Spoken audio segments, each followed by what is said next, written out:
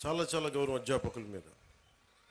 మీరు ఊహించుకోండి, మీ అమ్మా నాన్న ఇంట్లో ఉన్న 2-3 బిడ్డల్ని రోజు చూసుకోవాలంటేనే ఎంత కష్టపడతారు. అలాంటిది పాప అధ్యాపకులు ఒక్కొక్క సెక్షన్కి 30 మంది విద్యార్థులు, 40 మంది విద్యార్థులు, 20 మంది అందరినీ కూర్చొని ఎంత ఒత్తిడి తీసుకుంటారు అధ్యాపకులు.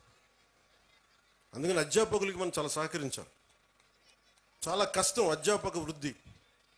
ఈ దేశం బాగుండాలి అంటే కాంట్రాక్టర్లు కాదు మనం పెట్టాల్సింది డబ్బులు, అధ్యాపకుల మీద పెట్టుబడి పెట్టాలి. అధ్యాపకులను గనక నిజంగా గనక బడ్జెట్ పెంచితే, అధ్యాపకుల మీద కనుక పెట్టుబడి పెడితే, వాళ్ళ కనుక నిజంగా విలువలతో ఉన్న అధ్యాపకుల్ని బయటికి తీసుకెళ్తే ఈ దేశం చాలా అత్యంత అద్భుతంగా ఉంటుంది. అందుకని అధ్యాపక వృత్తి హయ్యెస్ట్ పెయిడ్ జాబ్ అవ్వాలని నా కోరిక. ఆ రోజు జరుగుద్దా నాకు తెలియదు, కానీ నా ప్రయత్నం నాకు చేస్తాను. ఎందుకంటే నాకు చిన్నప్పుడు టీచర్స్ నాకు నేర్పించిన పాఠాలే. ఒక టీచర్ నాకు దేశభక్తి గురించి చెప్తే, ఇంకో టీచర్ నాకు సైన్స్ గురించి చెప్పాడు.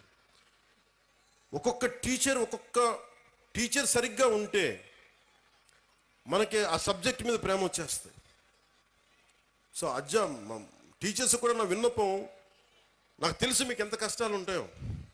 మీరు నలిగిపోతూ ఉంటారు, పిల్లల్ని చెప్పి అలిసిపోయి ఈ పిల్లల్ని కూర్చోబెట్టిలోపు 5 మంది లెగుస్తూ ఉంటారు, మీరు అలిసిపోతారు. పోషకాహారం మీకు కూడా కావాలి. నిజంగా నాకు అదే అనిపిస్తుంది. ఎందుకంటే అలిసి నేను సభల్లో మాట్లాడుతూ గొంతు అవిసిపోతూ ఉంటుంది నాకు.